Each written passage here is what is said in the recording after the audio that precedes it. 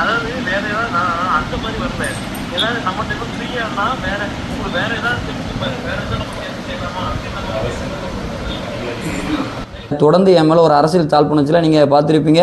அதிகமாக தூத்துக்குடியிலே அதிகமாக விமர்சனத்தை உள்ளாக்கப்பட்டது நான் தான். திரும்ப திரும்ப உண்மைக்கு முறகா, ஏன்னா இன்றைக்கி 7.5 கோடி மக்கள் இருக்காங்க.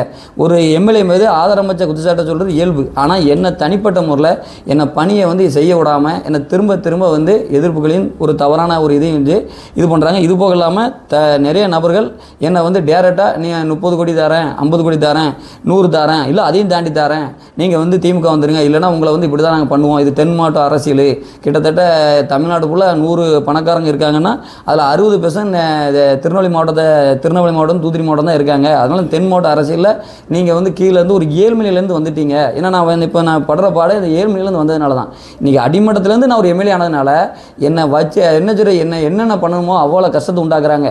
நான் தொடர்ந்து அவங்க என்ன தான் எனக்கு இது பண்ணணும், நான் தொடர்ந்து மக்கள் பணிக்கு இது பண்ணுவேன். அதேமாதிரி இந்த 30 கோடி கேட்ட விவரங்கள் அவங்க சம்மந்தப்பட்ட எல்லாமே என்கிட்ட வந்து ஆதார் இருக்குது. அதை நெல்லையை சேர்ந்த ஒரு தேட்டரு ஓனரும் அதுக்கு சம்மந்தப்பட்டு அடுத்து இந்த கரண்ட் முன்னாள் அமைச்சர் அனிதா ராஜனோட கூட இருக்க 4 பேர் பேசியிருக்காங்க. ஒரு ஆள் பேசல, 4 பேர் பேசியிருக்காங்க. எல்லாமே ரெக்கார்ட்மெட்டிக் ஆதார் இருக்குது.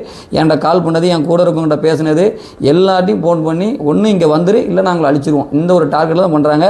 ஆனால் ஒரே ஒரு பிரச்சனை தான், நான் ஒரு அடிமட்டத்திலேருந்து ஒரு ஏழ்மை நிலையிலேருந்து இங்கே வந்ததுனால தான் என்ன இந்த டார்கெட் பண்ணுறாங்க. அதேமாரி அனிதா ராஜன் அவர்லாம் இன்றைக்கி ஒரு இதில் பேசியிருந்தாங்க, குதிரை பேருன்னு. அப்போ நீங்கள் செய்ததெல்லாம் என்ன பேரும்?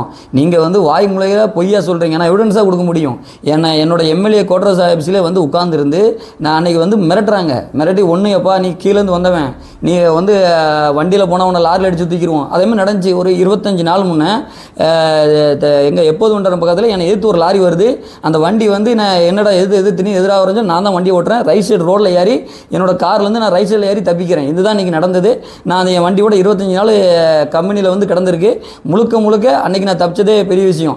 நான் யதார்த்தமாக நடந்துச்சா இல்லை எனக்கு சரியா, இது வந்து முழுக்க எனக்கு வந்து நிறைய ஒரு தவறுகளை, அதாவது இந்த மக்கள் குறைகளை கையில் எடுக்கிறனால நிறைய எதிர்ப்புகளை கொண்டு வாங்க.